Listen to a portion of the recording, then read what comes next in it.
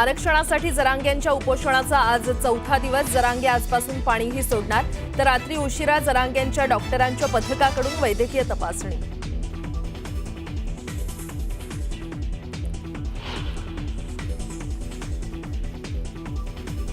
माजी सनदी अधिकारी मधुकर अर्दडांनी घेतली जरांगेंची भेट. हैदराबाद गॅझेटबाबत झाली चर्चा.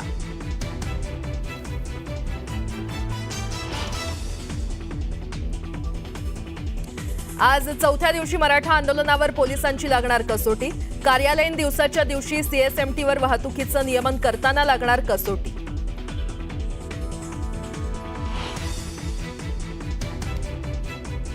मराठा समाजाला कायद्याच्या चौकटीत टिकणारं आरक्षण देणार, कोणत्याही समाजावर अन्याय होऊ देणार नाही, मुख्यमंत्र्यांचं आश्वासन.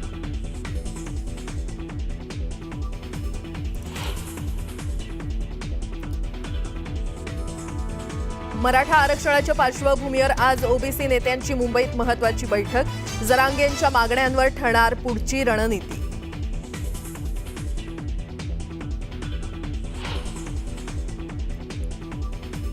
ओबीसी नेते लक्ष्मण हाकेंवर हल्ल्याचा प्रयत्न. लोणंदच्या दिशेनं जात असताना चहा पिण्यासाठी थांबलेले असताना हल्ला.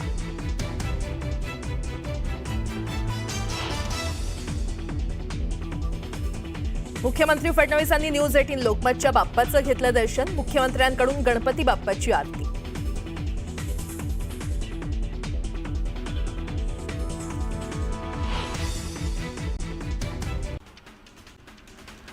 मराठा समाजाला कायद्याच्या चौकटीत टिकणारं आरक्षण देणार, कोणत्याही समाजावर अन्याय होऊ देणार नाही, असं आश्वासन मुख्यमंत्री देवेंद्र फडणवीसांनी दिलं. मराठा आरक्षण उपसमितीची बैठक संपन्न झाली आहे. मराठा आरक्षणाबाबत कायदेशीर मार्ग काढण्याचा प्रयत्न सुरू असून हैदराबाद आणि सातारा गॅझेटबाबत बैठकीत चर्चा झाल्याची माहिती राधाकृष्ण विखे पाटलांनी दिली. बैठकीतील चर्चेबाबत मुख्यमंत्र्यांना माहिती देणार असल्याचंही विखे पाटलांनी सांगितलं. मुंबईच्या आझाद मैदानात जरांगेंच्या भेटीनंतर खासदार सुप्रिया सुळेंना मराठा आंदोलकांनी घेराव घातला. आमचं शरद पवारांनी आमचं वाटोळं केलं म्हणत आंदोलकांनी जोरदार घोषणाबाजी केली. व्यासपीठावर येणाऱ्यांना सन्मान द्यायला शिका, कोणीही नेता येऊ द्या तर त्रास होईल, असं कोणतंही कृत्य करू नका, शांततेत चाललेल्या सुळेंना घेराव घालण्यावरनं मनोज जरांगेंनी आंदोलकांना सुनावलं. रेल्वे स्थानक परिसरात आंदोलन करताना मनोरा रचू नका, मुंबईकरांना त्रास होईल असं वागू नका, रेल्वे स्थानकावर ढोल किंवा बाजा वाजवू नका, कोणीही राजकीय पक्षांच्या नेत्यांना घेराव घालू नये, असं आवाहन मनोज जरांगेंनी आंदोलकांना केलं. आरक्षण देण्याचा अधिकार सत्ताधाऱ्यांकडेच असल्याचं वक्तव्य खासदार सुप्रिया सुळेंनी केलं. जरांगेंच्या मागण्यांवर एकदिवसीय अधिवेशन बोलवण्याची मागणीही सुळेंनी केली. सर्वपक्षीय नेते चर्चेसाठी तयार असल्याचं म्हणत बैठक बोलवण्याची मागणी त्यांनी केली.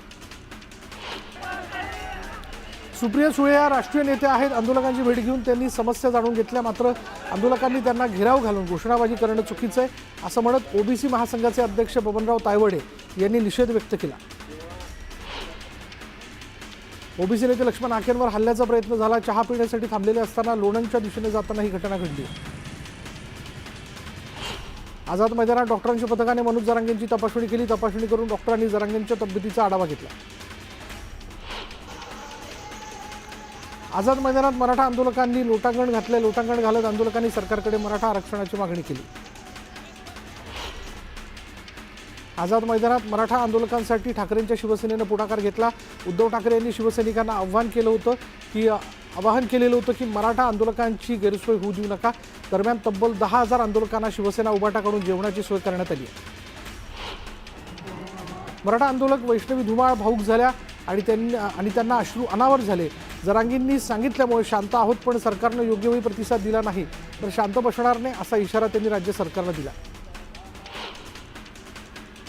आझाद मैदानातील आंदोलनादरम्यान महिला पत्रकारांसोबत गैरवर्तन झाल्याची घटना समोर आली. या वार्तांकनावर TVJ कडून बहिष्काराचा इशारा देण्यात आला, तर पत्रकारांना त्रास देऊ नका असं आवाहन मनोज जरांगेंनी आंदोलकांना केलं. मराठा बांधवांना सरसकट कुणबी संबोधण्यास हायकोर्ट आणि सुप्रीम कोर्टाने नकार दिला होता. दोन्ही कोर्टाचे निकाल आरक्षणातील मार्गातील सर्वात मोठे अडसर आहेत आणि त्यामुळे समितीसमोर मोठा पेच निर्माण झाला. कोकणातल्या लोकांना आरक्षण नको आहे, मराठवाड्यापुरते दाखले देऊ शकतो असं मंत्री नितेश राणेंनी म्हटलं.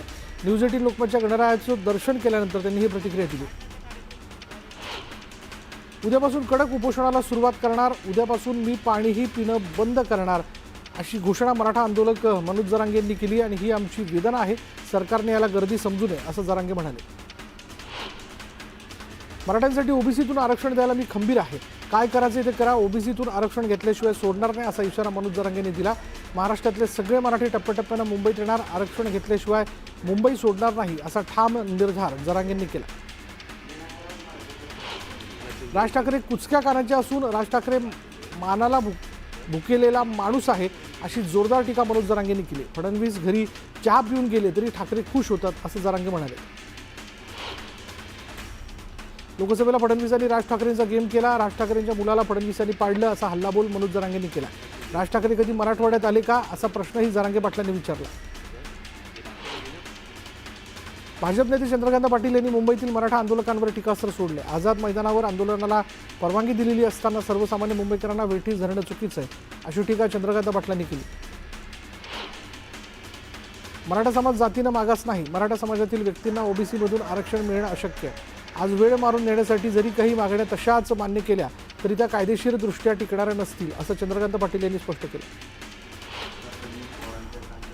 चंद्रकांत पाटलांना काय अक्कल, त्यांनी शांत राहावं, मराठ्यांच्या शिव्या खाऊ नये, यापुढे चंद्रकांत पाटलांनी बोलू नये असा घणाघात मनोज जरांगेंनी केला. चंद्रकांत पाटलांनीच पडताळण्या रोखल्या होत्या असा आरोपही जरांगेंनी केला. दादांना सांगितलं होतं की नितेश राणेंना आवरा, आता आंदोलन संपू द्या, मग नितेश राणेला बघतोच असा इशारा मनोज जरांगेंनी दिला. शरद पवार 4 वेळा मुख्यमंत्री होते, 10 वर्ष मंत्रिपदी होते, मंत्री असताना पवारांना घटना दुरुस्ती करावी वाटली नाही का असा प्रश्न राधाकृष्ण विखे पाटलांनी विचारला. शरद पवार राजकीय पोळी भाजण्याचा प्रयत्न करतायत असा आरोप विखे पाटलांनी केला.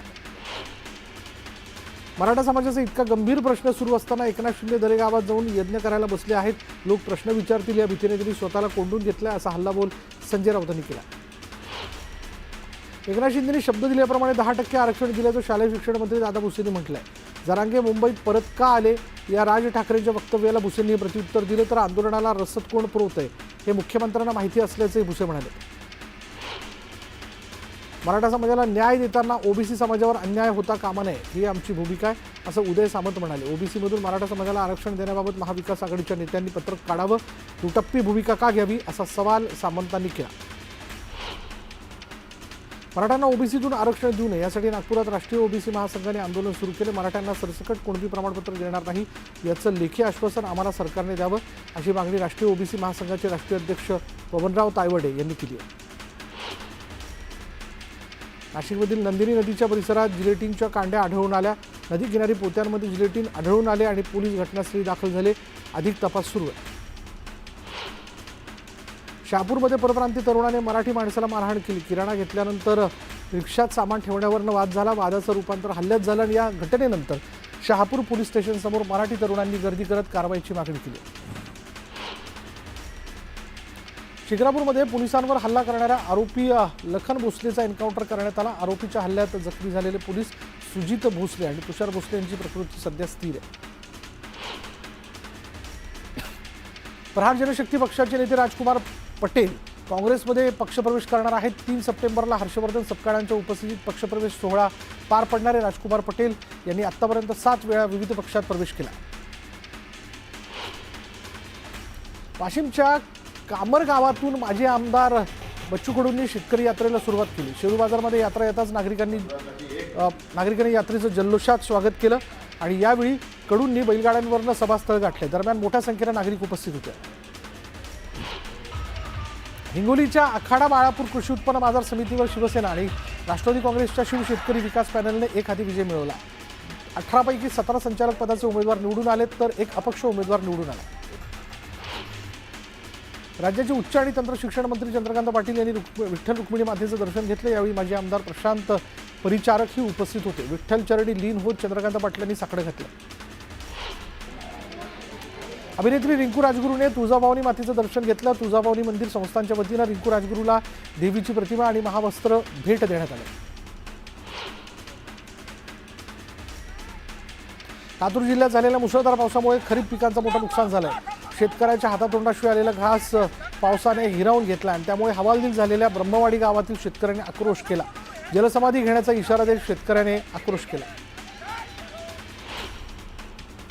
सिंधुदुर्गच्या ओटवणीमध्ये सामूहिक भात कापणीचा शुभारंभ करण्यात आला. पारंपरिक पद्धतीनं पूजा करून शुभारंभ करण्यात आला. या निमित्तानं गावातील प्रत्येक घराच्या उंबरठ्यावर तोरण बांधण्यात आलं.